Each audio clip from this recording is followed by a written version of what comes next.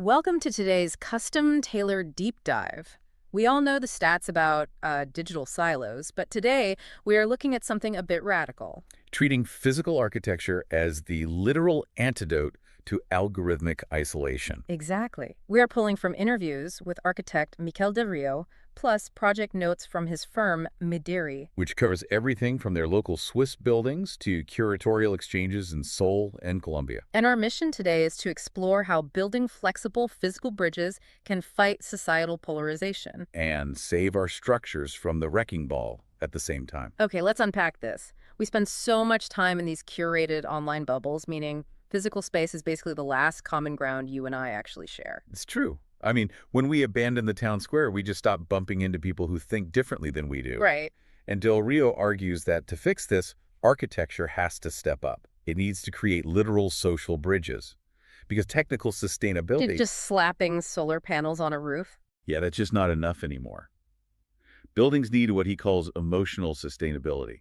So how does a building actually achieve that? Are we talking about forcing people to interact? Essentially, yes. Instead of a hyper-efficient green building where everyone sits in isolated cubicles, you design a central, highly visible staircase. So you are naturally forced to bump into your neighbor. And actually talk. It is about engineering serendipity.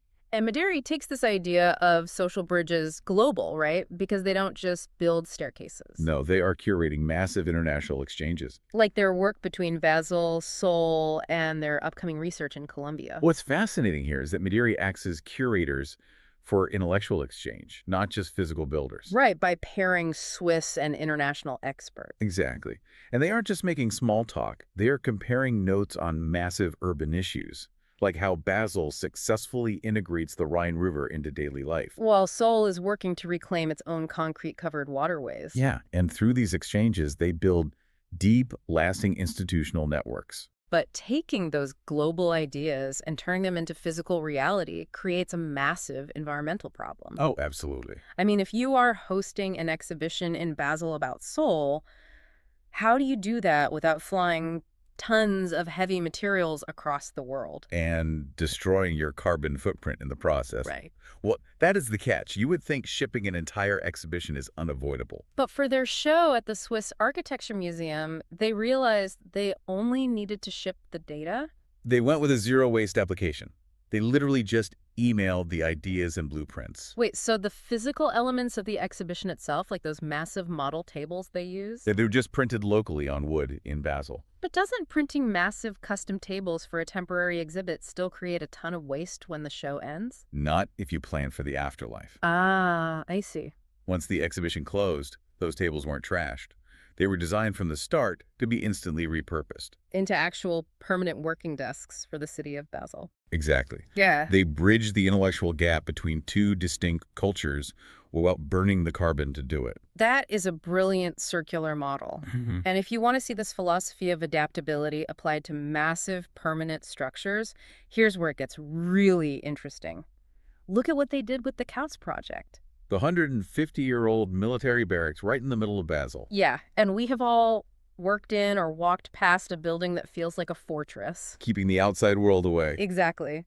This place was originally designed to entirely exclude the public and block off the river. But Mati surgically opened the building. They cut a massive classical archway straight through the structure. And turned the ground floor windows into fully accessible doors. But the real genius is what they did on the inside through strategic unfinishing. They intentionally left interior spaces unprogrammed, which at first glance sounds like they just ran out of budget. I know, right? Why leave a completed space unfinished? Because it is pure risk minimization for the future. They used what they call a polytypology of rooms. Think of it like a theater stage. So the bones of the building stay the same. But the walls and functions can be swapped out over a weekend depending on what the community actually needs.